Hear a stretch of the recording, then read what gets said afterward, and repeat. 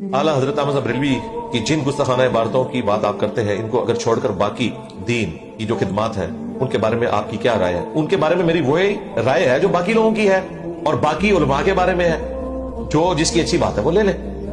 लेकिन चूंकि दीन का हुलिया इस बड़े लेवल के ऊपर जब कोई शख्स बिगाड़ देता है और उसके बाद आप कहते हैं कि उसने कुरान का तर्जुमा बड़ा अच्छा किया, जी अच्छा किया, कई जगह उन्होंने तहरीफ भी की, डंडी भी मारी, कई जगह बहुत अच्छा किया, लेकिन खुद उस पर अमल नहीं किया। कुरान में तर्जुमा किया इय्याका नअबुदु व इय्याका नस्तईन, ऐ अल्लाह हम तुझी को पूजें, तुझी से मदद चाहें। और मलफूजात आला हजरत में कहते हैं कि मुझे तो जब भी कोई मुसीबत आती है मैं या गौसुल आजम दस्तगीर ही कहता हूं, और मनु दसो मैं चटना है इस खिदमत में।